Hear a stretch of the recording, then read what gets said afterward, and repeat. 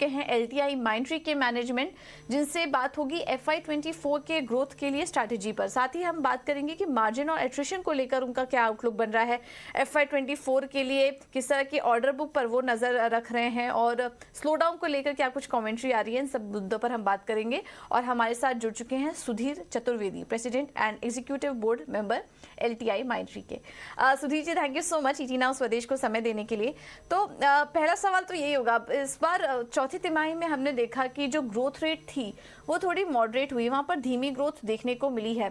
क्या कुछ one of था, कुछ स्पेसिफिक रैम्प डाउन था जिसकी वजह से हमने ये दिक्कतें देखी? आपके क्या कमेंट्स हैं इस पर?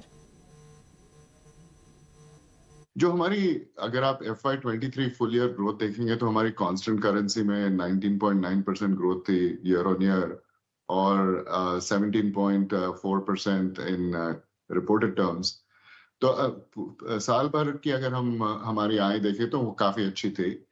Q4 में हमने बताया था कि हमने Q3 में भी बताया था कि हम जो पेस ऑफ डिसीजन मेकिंग देख रहे हैं, जो मार्केट में जो डिसीजंस हमारे क्लाइंट्स ले रहे हैं स्पेंडिंग पे, वो थोड़ी धीमी हो गई है। और उसके वजह से जो हमारे जो प्रोजेक्ट्स जो हमने जीते हैं इस बार, अगर आप हमारा ऑर्डर इनटेक देखेंगे, जो $1.4 बिलियन का जो ऑर्डर इनटेक है, जो 21% अप है पिछले क्वार्टर से, वो उसको रेवेन्यू में जो चेंज, ऑर्डर बुक से जो रेवेन्यू की जो गति होती है वो थोड़ी धीमी हो गई है। तो हमें देखना है कि Q4 में ये जो स्लोअर डिसीजन मेकिंग, और कुछ क्लाइंट्स में हमारी हायरिंग फ्रीजेस भी थी, तो हम थोड़े there is a bit of a slowdown in the conversion of order book to revenue because of that.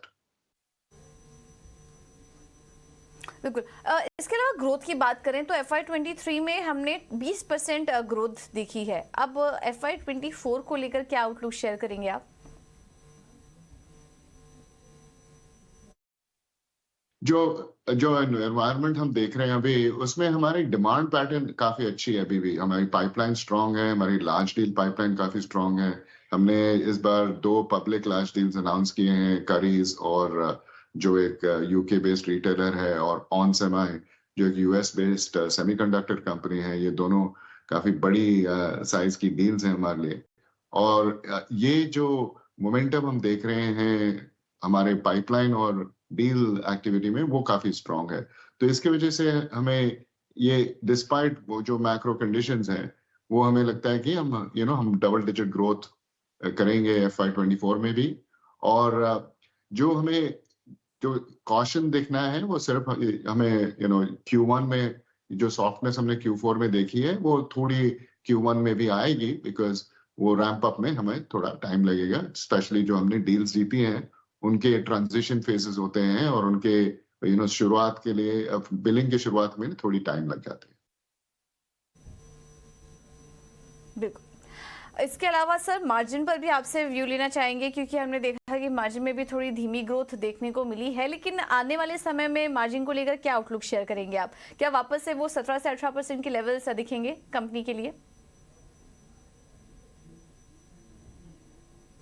हमारी ऑब्जेक्टिव है कि हम उस रेंज में वापस पहुंच जाएं। इस बार इस क्वार्टर में आपने देखा है कि हमारी 250 बिप्स से इंक्रीज हुई है हमारी मार्जिन। और ये जो मार्जिन ट्रेजेक्टरी जो है हमारी, वो अभी हम ये जो इंटीग्रेशन कॉस्ट थे हमारे मर्जर के बाद, वो सब अभी we are operating as one company, as LTIMindtree। तो ये जो मार्जिन ट्रेजेक्टरी है, ये आप देखेंगे कि ये इसी ट्रेजेक्टरी पे रहेगी, और हमारी आशा है कि हम ये जो हमारी ट्रेडिशनल एबिट रेंज जो 17 से 18% तक है, वो उसमें हम वो एबिट रेंज में हम वापस आ जाएंगे। और BFSI सेगमेंट को लेकर क्या व्यू बन रहा है आपका? क्योंकि आपका काफी ज्यादा एक्सपोजर यहाँ पर भी है, तो वो समझना चाहेंगे हम आपसे कि क्या आने वाले समय में FY24 में कुछ ग्रोथ एक्सपेक्ट कर रहे हैं आप, या कुछ एक्सपोजर कम करेंगे आप अपना BFSI सेगमेंट से?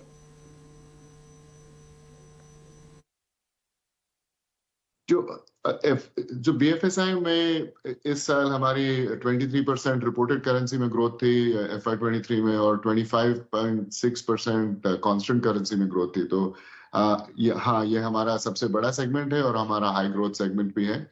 इसमें हमारे जो 3 चीज़ों की वजह से हमें लगता है कि हमारी ग्रोथ कंटिन्यू करेगी। एक तो हमारा मोमेंटम ही जो एग्ज़िट मोमेंटम है बीएफएसआई में वो स्ट्रॉन्ग है। वो तो उसी को हम बरकरार रखेंगे एफवाई 24 में, तो उसी से ग्रोथ आ जाएगी। हमारी जो क्लाइंट लिस्ट है वो काफ़ी स्ट्रॉन्ग है। हमारे क्लाइंट्स में 12 जीसिब्स जो हैं सबसे बड़े बैंक्स दुनिया के हैं, वो हमारे क्लाइंट्स हैं। वो काफ़ी रेज़िलिएंट है। और जो हमारी प्रोजेक्ट एक्टिविटी है वो रिस्क और कंप्लायंस और ट्रेजरी, मतलब ऐसे जगहों में है जहां स्पेंड कंटिन्यूअस होता रहता है। तो इसकी वजह से हमें लग रहा है कि यस देयर इज पूरे एनवायरनमेंट में, हाँ बीएफएसआई में स्लो डाउन है थोड़ा, और जो डिसीजन मेकिंग जो मैंने पहले बात की थी वो बीएफएसआई में भी है। जो हायरिंग फ्रीजेस मैंने बात की थी वो बीएफएसआई में है। तो वो जैसे वो ईज होंगी हमारी बीएफएसआई ग्रोथ, वो पहले जैसे ट्रेजेक्टरी की तरफ हम उसे ले जाएंगे। ये हमें लगता है कि ये Q2 के बाद से हम बीएफएसआई में अपटेक देखना शुरू करेंगे। ओके तो बीएफएसआई सेगमेंट को लेकर तो स्लो डाउन है, लेकिन ना बाकी सारे वर्टिकल्स में फिर आप क्या एक्सपेक्ट कर रहे हैं कि आने वाले समय में हम देखेंगे कि रिटेल, हाईटेक जैसे एरियाज में आप अपना एक्सपोजर बढ़ाएंगे, और डील मोमेंटम कैसी दिखाई दे रही है ऑन ग्राउंड? जी हाँ, तो डील एनवायरनमेंट में जैसे मैंने कहा कि काफी क्लाइंट जो है हमारे वो कॉस्ट टेकआउट पे काफी फोकस है उन्हें। वो अपने उससे उन्होंने जो स्पेंड की है टेक्नोलॉजी में पिछले 2-3 सालों में, वो स्पेंड्स काफी हाई थी।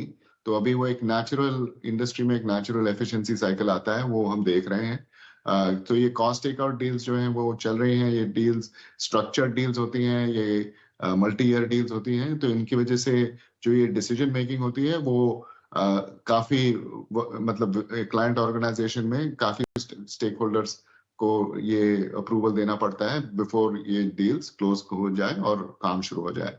तो वो जो पेस ऑफ डिसीजन मेकिंग है वो स्लो हो चुकी है, एज क्लाइंट्स थोड़ा एनवायरनमेंट को देखकर वो उनके कॉशियस हैं। तो इसकी वजह से डील एक्टिविटी है जो, बट लेकिन डील क्लोजर में और डील स्टार्ट्स में थोड़ी टाइम लगे। ठीक है, एक आखिरी सवाल होगा एट्रिशन को लेकर। इस तिमाही एट्रिशन किस तरह का था, और FY24 के लिए फिर क्या प्लान है आपका? कितने हेडकाउंट एडिशन देखने को मिलेंगे? इस क्वार्टर हमने काफी शार्प रिडक्शन देखा है एट्रिशन में। हमारा एट्रिशन ये क्वार्टर का 13.4% है, जो काफी लो है कंपेयर टू 24% जो हमने Q1 में देखा था। तो एट्रिशन के ईज होने की वजह से, और दूसरी जो चीज थी हमारे मर्जर के बाद, हमने जो दोनों कंपनीज की अभी हमारी पूरी व्यू है, हमें जो दोनों कंपनीज के एम्प्लॉय स्ट्रेंथ थी उसकी वजह से हमने फोकस किया है कि जो एग्जिस्टिंग हमारी जो स्ट्रेंथ है 85,000 प्लस एम्प्लॉयज की, उनकी हम यूटिलाइजेशन पे फोकस करेंगे।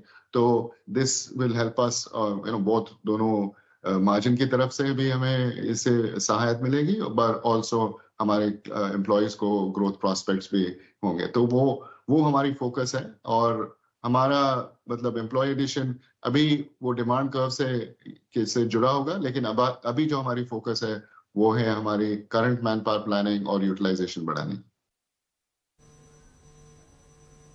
बिल्कुल Sudhir ji, thank you so much समय देने के लिए अपना, और नतीजों पर हमारे साथ विश्लेषण करने के लिए। इसके अलावा आने वाले तिमाहियों के लिए भी ऑल द वेरी बेस्ट। चलिए, ये थे सुधीर चतुर्वेदी, LTI के मैनेजमेंट हमारे साथ बात कर रहे थे, उनके प्रेसिडेंट और एग्जीक्यूटिव बोर्ड मेंबर। आज LTI माइंडट्री के नतीजे थोड़े कमज़ोर थे, ग्रोथ साइड पर भी नंबर्स वीक नज़र आए, लेकिन स्टॉक में हम देख रहे हैं अच्छी मजबूती, क्योंकि पूरा का पूरा IT पैक ही चल रहा है। तो 2% ऊपर LTI माइंडट्री का स्टॉक भी इस वक्त कारोबार कर रहा है। इस पर एक बार एक्सपर्ट की राय भी ले लेते हैं कि क्या करें। हमारे साथ GST इन्वेस्टमेंट के chief investment officer Aditya Shah जुड़ चुके हैं। Aditya, thank you so much समय देने के लिए। ये LTI माइंडट्री के नतीजों को आपने कैसे एनालिसिस किया? अभी मैनेजमेंट को भी हमने सुना, क्या व्यू बन रहा है आपका? नतीजों के बाद तो तेजी है, एंट्री लेने की सलाह देंगे इस वक्त, या फिर अभी थोड़ा वेट करेंगे? IT पैक के अंदर इस साल स्लो डाउन रहेगा। मैनेजमेंट ने तो कहा है कि Q1 के बाद रिकवरी होगी, बट मेरे हिसाब से पूरे साल में स्लो डाउन रहेगा। तो शॉर्ट टर्म में नेगेटिव हो सकता है IT पैक के लिए। हाउएवर किसी का नजरिया अगर 3 से 5 साल का हो तो अच्छी अपॉर्चुनिटी है अक्यूमुलेट करने की, स्टैगर्ड वे में धीरे धीरे करके अक्यूमुलेट करते रहिए तो बेटर रहेगा। हाउएवर शॉर्ट टर्म में हो सकता है थोड़े प्रॉब्लम्स आए।